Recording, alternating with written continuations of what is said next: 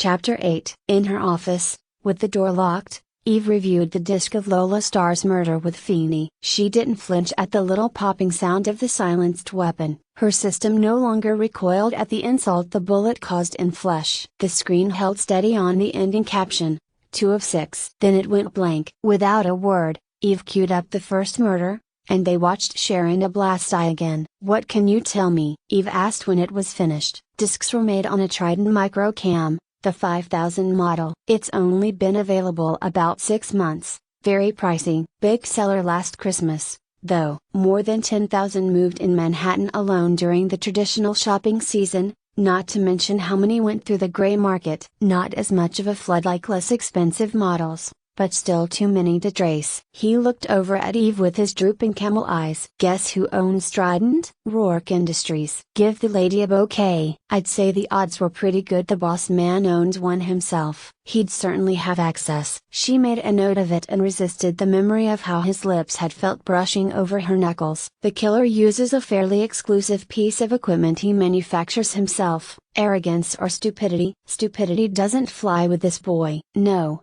it doesn't. "The weapon? We've got a couple thousand out there in private collections," Feeney began, nibbling on a cashew. "3 in the burrows. Those are the ones that have been registered," he added with a thin smile. "The silencer doesn't have to be registered, as it doesn't qualify as deadly on its own. No way of tracing it." He leaned back, tapped the monitor. "As far as the first disc, I've been running it. I came up with a couple of shadows. Makes me certain he recorded more than the murder. But I haven't been able to enhance anything. Whoever edited that disc knew all the tricks or had access to equipment that knew them for him." "What about the sweepers?" "Commander ordered them for this morning, per your request." Feeney glanced at his watch. "Should be there now." "I picked up the security discs on my way in, ran them. We've got a 20-minute time lapse starting at 3:10. Night before last." "Bastard waltzed right in," she muttered. "It's a shitty neighborhood, Feeney, but an upscale building. Nobody noticed him either time, which means he blends. Or they're used to seeing him, because he was one of Sharon's regulars." "Tell me why a man who was a regular client or an expensive, sophisticated, experienced prostitute, chose a green, low-scale what do you call it, ingenue like Lola Starr for his second hit?" Feeney pursed his lips. "He likes variety." Eve shook her head. "Maybe he liked it so much the first time, he's not going to be choosy now." "4 more to go, Feeney. He told us right off the bat we had a serial killer. He announced it, letting us know Sharon wasn't particularly important. Just 1 of 6. She blew out a breath, unsatisfied. "So why'd he go back?" she said to herself. "What was he looking for?" "Maybe the sweepers'll tell us." "Maybe." She picked up a list from her desk. "I'm going to check out Sharon's client list again, then hit Lola's." Feeney cleared his throat, chose another cashew from his little bag. "I hate to be the one to tell you, Dallas. The senator's demanding an update." "I have nothing to tell him." "You're going to have to tell him this afternoon." "In East Washington." She stopped a pace in front of the door. "Bullshit. Commander gave me the news." "We're on the 2 o'clock shuttle." Feeney thought resignedly of how his stomach reacted to air travel. "I hate politics." Eve was still gritting her teeth over her briefing with Whitney when she ran headlong into de Blas's security outside his office in the new Senate office building, East Washington. Their identification aside, both she and Feeney were scanned, and according to the revised Federal Property Act of 2022, were obliged to hand over their weapons. "Like we're going to zap the guy while he's sitting at his desk," Feeney muttered as they were escorted over red, white, and blue carpet. "I wouldn't mind giving several of these guys a quick buzz." Flanked by suits and shined shoes, Eve slouched in front of the glossy door of the senator's office, waiting for the internal camera to clear them. "If you ask me, East Washington's been paranoid since the terrorist hit." Feeney sneered into the camera. "Couple dozen legislators get whacked, and they never forget it." The door opened, and Rockman, pristine in needle-thin pinstripes, nodded. "Long memories are an advantage in politics, Captain Feeney." "Lieutenant Dallas," he added with another nod. "We appreciate your promptness." "I had no idea the senator and my chief were so close," Eve said as she stepped inside. Or that both of them would be so anxious to waste the taxpayers' money. Perhaps they both consider justice priceless. Rockman gestured them toward the gleaming desk of cherrywood. A certainly priceless where Blas waited. He had, as far as Eve could see,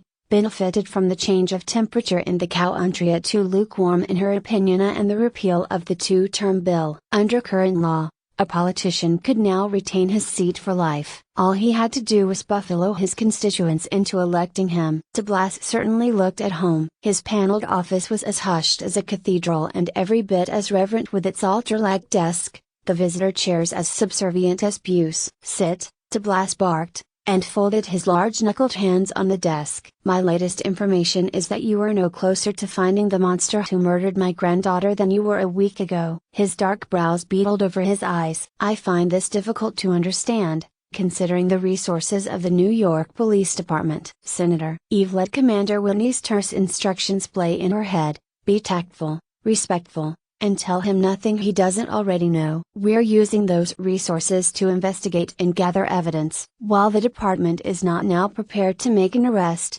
every possible effort is being made to bring your granddaughter's murderer to justice. Her case is my first priority, and you have my word it will continue to be until it can be satisfactorily closed." The senator listened to the little speech with all apparent interest. Then he leaned forward. "I've been in the business of bullshit for more than twice your life, Lieutenant. So don't pull out your tap dance with me. You have nothing." "Fuck tact," Eve decided instantly. "What we have, Senator de Blas, is a complicated and delicate investigation." "Complicated, given the nature of the crime. Delicate, due to the victim's family tree. It's my commander's opinion that I'm the best choice to conduct the investigation." "It's your right to disagree. But pulling me off my job to come here to defend my work is a waste of time." "My time." She rose. "I have nothing new to tell you." With the vision of both their butts hanging in a sling, Feeney rose as well. "All respect. I'm sure you understand, Senator, that the delicacy of an investigation of this nature often means progress is slow. It's difficult to ask you to be objective when we're talking of your granddaughter, but Lieutenant Dallas and I have no choice but to be objective." With an impatient gesture, De Blas waved them to sit again. "Obviously my emotions are involved. Sharon was an important part of my life. Whatever she became, and however I was disappointed in her choices, she was blood." He drew a deep breath. "Let it loose. I cannot and will not be placated with bits and pieces of information." "There's nothing else I can tell you," Eve repeated. "You can tell me about the prostitute who was murdered 2 nights ago." His eyes flicked up to Rockman. "Lola Starr," he supplied. "I imagine your sources of information on Lola Starr are as thorough as ours." Eve chose to speak directly to Rockman. "Yes. We believe that there is a connection between the 2 murders." "My granddaughter might have been misguided," De Blas broke in, "but she did not socialize with people like Lola Starr." "So, prostitutes had class systems," Eve thought wearily. "What else was new?" "We haven't determined whether they knew each other, but there's little doubt that they both knew the same man, and that man killed them. Each murder followed a specific pattern. We'll use that pattern to find him. Before, we hope, he kills again." "You believe he will?" Rockman put in. "I'm sure he will." "The murder weapon," De Blas demanded. "Was it the same type?" "It's part of the pattern," Eve told him. "She'd commit no more than that." "There are basic and undeniable similarities between the 2 homicides. There's no doubt the same man is responsible." Calmer now, Eve stood again. "Senator, I never knew your granddaughter and have no personal tie to her, but I'm personally offended by murder. I'm going after him. That's all I can't tell you." He studied her for a moment, saw more than he'd expected to see. "Very well, Lieutenant. Thank you for coming." Dismissed, Eve walked with Feeney to the door. In the mirror she saw De Blas signal to Rockman. Rockman acknowledged. She waited until she was outside before she spoke. "The son of a bitch is going to tail us." "Huh?" "De Blas's guard dog. He's going to shadow us." "What the hell for?" "To see what we do, where we go." "Why do you tail anyone?" "We're going to lose him at the transport center," she told Feeney as she flagged down a cab. "Keep your eyes out and see if he follows you to New York." "Follows me? Where are you going?" "I'm going to follow my nose." It wasn't a difficult maneuver. The West Wing boarding terminal at National Transport was always bedlam. It was even worse at rush hour when all northbound passengers were jammed into the security line and herded along by computerized voices. Shuttles and runabouts were going to be jammed. Eve simply lost herself in the crowd, crammed herself into a cross-terminal transport to the South Wing, and caught an underground to Virginia. After settling in her tube, ignoring the 4 o'clocks who were heading to the suburban havens, she took out her pocket directory. She requested Elizabeth Barrister's address, then asked for directions. So far her nose was just fine. She was on the right tube and would have to make only one change in Richmond. If her luck held, she could finish the trip and be back in her apartment in time for dinner. With her chin on her fist, she toyed with the controls of her video screen. She would have bypassed the news as something she made a habit of doing, but when an all too familiar face flashed on screen, she stopped scanning. Rourke, she thought, narrowing her eyes. The guy sure kept popping up. Lips pursed, she tuned in the audio, plugged in her ear receiver. In this international, multi-billion-dollar project, Rourke Industries, Tokayamo, and Europa will join hands, the announcer stated. It's taken 3 years, but it appears that the much-debated, much-anticipated Olympus Resort will begin construction. Olympus Resort, Eve mused, flipping through her mental files. Some high-class, high-dollar vacation paradise, she recalled. A proposed space station built for pleasure and entertainment. She snorted. Wasn't it just like him to spend his time and money on fripperies? If he didn't lose his tailored silk shirt, she imagined he'd make another fortune. "Rourke, one question, sir." She watched Rourke pause on his way down a long flight of marble steps and lift a brow exactly as she remembered he did at the reporter's interruption. "Could you tell me why you've spent so much time and effort, and a considerable amount of your own capital, on this project one detractors say will never fly?" "Fly is precisely what it will do," Rourke replied. "In a manner of speaking. As to why, the Olympus Resort will be a haven for pleasure. I can't think of anything more worthwhile on which to spend time, effort, and capital." "You wouldn't," Eve decided, and glanced up just in time to realize she was about to miss her stop. She dashed to the doors of the tube, cursed the computer voice for scolding her for running, and made the change to Fort Royal. When she came above ground again, it was snowing. Soft, lazy flakes drifted over her hair and shoulders. Pedestrians were stomping it to mush on the sidewalks, but when she found a cab and gave her destination, she found the swirl of white more picturesque. There was still countryside to be had, if you possessed the money or the prestige. Elizabeth Barrister and Richard de Blas possessed both, and their home was a striking 2 stories of rosy brick set on a sloping hill and flanked by trees. Snow was pristine on the expansive lawn, ermine draped on the bare branches of what Eve thought might be cherry trees. The security gate was an artful symphony of curling iron. However decorative it might have been, Eve was certain it was as practical as a vault. She leaned out the cab window, flashed her badge at the scanner. "Lieutenant Dallas, Nibst." "You are not listed in the appointment directory, Lieutenant Dallas." "I'm the officer in charge of the de Blas case. I have some questions for Miss Barrister or Richard de Blas." There was a pause, during which time Eve began to shiver in the cold. "Please step out of the cab, Lieutenant Dallas, and up to the scanner for further identification." Tough joined, the cabbie muttered, but Eve merely shrugged and complied. "Identification verified." "Dismiss your transport, Lieutenant Dallas." "You will be met at the gate." "Heard the daughter got whacked up in New York," the cabbie said as Eve paid the fare. "Guess they're not taking any chances." "Want I should pull back a ways and wait for you?" "No, thanks. But I'll ask for your number when I'm ready to go." With a half salute, the cabbie backed up, swung away. Eve's nose was beginning to numb when she saw the little electric cart slide through the gate. The curved iron opened. "Please go inside, step into the cart," the computer invited. "You will be taken to the house. Miss Barrister will see you." "Terrific." Eve climbed into the cart and let it take her noiselessly to the front steps of the brick house. Even as she started up them, the door opened. Either the servants were required to wear boring black suits, or the house was still in mourning. Eve was shown politely into a room off the entrance hall. Where Rourke's home had simply whispered money, This one said old money. The carpets were thick, the walls papered in silk. The wide windows offered a stunning view of rolling hills and falling snow. And solitude, Eve thought. The architect must have understood that those who lived here preferred to consider themselves alone. Lieutenant Dallas. Elizabeth rose. There was nervousness in the deliberate movement, in the rigid stance and, Eve saw, in the shadowed eyes that held grief. Thank you for seeing me, Miss Barrister. My husband's in a meeting. I can interrupt him if necessary. I don't think it will be. You've come about Sharon. Yes. Please sit down. Elizabeth gestured toward a chair upholstered in ivory. Can I offer you anything? No,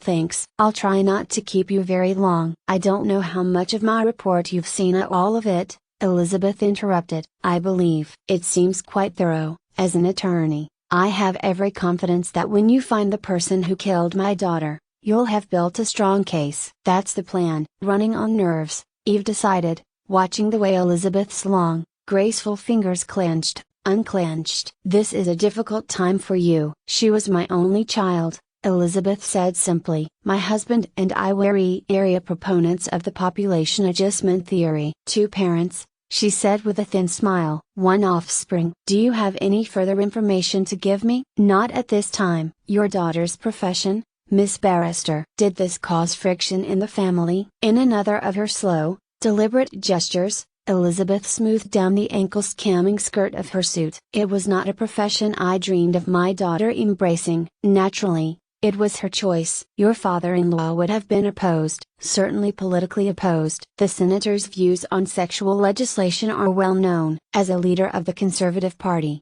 he is, of course, working to change many of the current laws regarding what is popularly called the morality issue. Do you share his views? No, I don't, though I fail to see how that applies. Eve cocked her head. Oh, there was friction there. All right. Eve wondered if the streamlined attorney agreed with her outspoken father-in-law on anything. Your daughter was killed possibly by a client, possibly by a personal friend. If you and your daughter were at odds over her lifestyle, it would be unlikely she would have confided in you about professional or personal acquaintances. I see. Elizabeth folded her hands and forced herself to think like a lawyer. You're assuming that, as her mother, as a woman who might have shared some of the same viewpoints, Sharon would talk to me, perhaps share with me some of the more intimate details of her life. Despite her efforts, Elizabeth's eyes clouded. I'm sorry, Lieutenant, that's not the case. Sharon rarely shared anything with me, certainly not about her business. She was, aloof, from both her father and me. Really, from her entire family. You wouldn't know if she had a particular lover as someone she was more personally involved with, one who might have been jealous. I can tell you I don't believe she did. Sharon had. Elizabeth took a steadying breath. A disdain for men, an attraction to them, yes, but an underlying disdain. She knew she could attract them. From a very early age, she knew. And she found them foolish. Professional companions are rigidly screened. A dislike or disdain, as you put Ida, is a usual reason for denial of licensing. She was also clever. There was nothing in her life she wanted she didn't find a way to have. Except happiness. She was not a happy woman, Elizabeth went on, and swallowed the lump that always seemed to hover in her throat. I spoiled her. It's true. I have no one to blame but myself for it. I wanted more children. She pressed a hand to her mouth until she thought her lips had stopped trembling. I was philosophically opposed to having more, and my husband was very clear in his position. But that didn't stop the emotion of wanting children to love. I loved Sharon, too much. The senator will tell you I smothered her, babied her, indulged her. And he would be right. I would say that mothering was your privilege, not his. This brought a ghost of a smile to Elizabeth's eyes. So were the mistakes, and I made them. Richard, too, though he loved her no less than I. When Sharon moved to New York, we fought with her over it. Richard pleaded with her. I threatened her. And I pushed her away, Lieutenant. She told me I didn't understand her, never had, never would, and that I saw only what I wanted to see, unless it was in court. But what went on in my own home was invisible. What did she mean? That I was a better lawyer than a mother, I suppose. After she left, I was hurt, angry. I pulled back, quite certain she would come to me. She didn't, of course. She stopped speaking for a moment, hoarding her regrets. Richard went to see her once or twice, but that didn't work, and only upset him. We let her alone, until recently, when I felt we had to make a new attempt. Why recently? The years pass, Elizabeth murmured. I'd hoped she would be growing tired of the lifestyle, perhaps have begun to regret the rift with family. I went to see her myself about a year ago, but she only became angry, defensive, then insulting when I tried to persuade her to come home. Richard, though he'd resigned himself, offered to go up and talk to her, but she refused to see him. Even Catherine tried, she murmured and rubbed absently at a pain between her eyes. She went to see Sharon only a few weeks ago. Congresswoman de Blas went to New York to see Sharon? Not specifically. Catherine was there for a fundraiser and made a point to see and try to speak with Sharon. Elizabeth pressed her lips together. I asked her to. You see, when I tried to open communications again, Sharon wasn't interested. I'd lost her, Elizabeth said quietly, and moved too late to get her back. I didn't know how to get her back. I'd hoped that Catherine could help, being family, but not Sharon's mother. She looked over at Eve again. You're thinking that I should have gone again myself. It was my place to go, Miss Barrister, but Elizabeth shook her head. You're right, of course. But she refused to confide in me. I thought I should respect her privacy,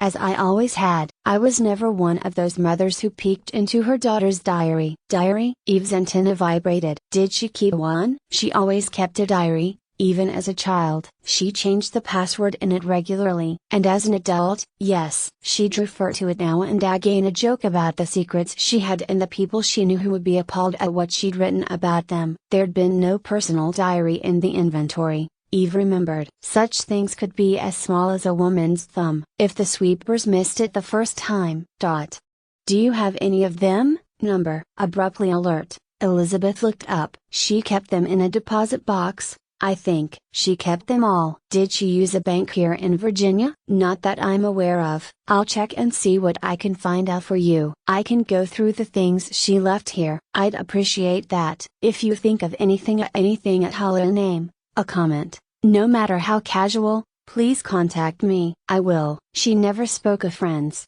Lieutenant. I worried about that, even as I used it to hope that the lack of them would draw her back home, out of the life she'd chosen. I even used one of my own friends, thinking he would be more persuasive than I. Who was that? Rourke. Elizabeth teared up again, fought them back. Only days before she was murdered, I called him. We've known each other for years. I asked him if he would arrange for her to be invited to a certain party I knew he'd be attending. If he'd seek her out. He was reluctant. Rourke isn't one to meddle in family business. But I used our friendship. If he would just find a way to befriend her, to show her that an attractive woman doesn't have to use her looks to feel worthwhile. He did that for me. And for my husband. You asked him to develop a relationship with her? Eve said carefully. I asked him to be her friend, Elizabeth corrected. To be there for her. I asked him because there's no one I trust more. She'd cut herself off from all of us, and I needed someone I could trust. He would never hurt her.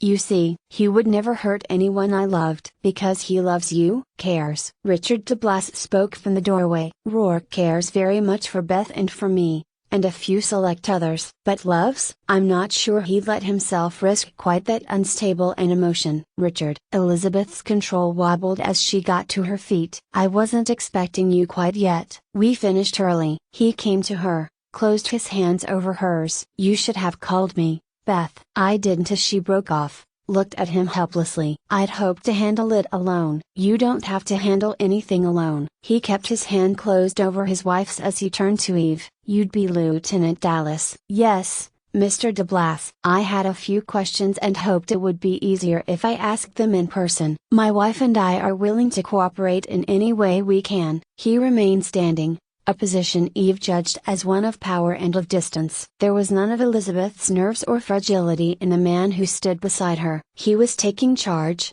Eve decided, protecting his wife and guarding his own emotions with equal care. You were asking about Rourke, he continued. May I ask why? I told the lieutenant that I'd asked Rourke to see Sharon. To try to. Oh, Beth. In a gesture that was both weary and resigned, he shook his head. What could he do? Why would you bring him into it? She stepped away from him, her face so filled with despair, Eve's heart broke. I know you told me to let it alone, that we had to let her go. But I had to try again. She might have connected with him, Richard. He has a way. She began to speak quickly now, her words tumbling out, tripping over each other. He might have helped her if I'd asked him sooner. With enough time, there's very little he can't do. But he didn't have enough time. Neither did my child. All right, Richard murmured, and laid a hand on her arm. All right. She controlled herself again, drew back, drew in. What can I do now, Lieutenant, but pray for justice? I'll get you justice, Miss Barrister. She closed her eyes and clung to that. I think you will. I wasn't sure of that, even after Rourke called me about you. He called you to discuss the case? He called to see how we were and to tell me he thought you'd be coming to see me personally before long. She nearly smiled. He's rarely wrong. He told me I'd find you competent, organized, and involved. You are. I'm grateful I've had the opportunity to see that for myself and to know that you're in charge of my daughter's murder investigation. Miss Barrister, Eve hesitated only a moment before deciding to take the risk. What if I told you Rourke is a suspect? Elizabeth's eyes went wide, then calmed again almost immediately. I'd say you were taking an extraordinarily big wrong step. Because Rourke is incapable of murder? No, I wouldn't say that. It was a relief to think of it, if only for a moment, in objective terms. Incapable of a senseless act, yes. He might kill cold-bloodedly, but never the defenseless. He might kill. I wouldn't be surprised if he had. But would he do to anyone what was done to Sharona before, during, after? Not Rourke. No, Richard echoed, and his hand searched for his wife's again. Not Rourke. Not Rourke, Eve thought again when she was back in her cabin headed for the underground. Why the hell hadn't he told her he'd met Sharona Blas as a favor to her mother? What else hadn't he told her? Blackmail. Somehow she didn't see him as a victim of blackmail. He wouldn't give a damn what was said or broadcast about him. But the diary changed things and made blackmail a new and intriguing motive. Just what had Sharon recorded about whom, and where were the goddamn diaries?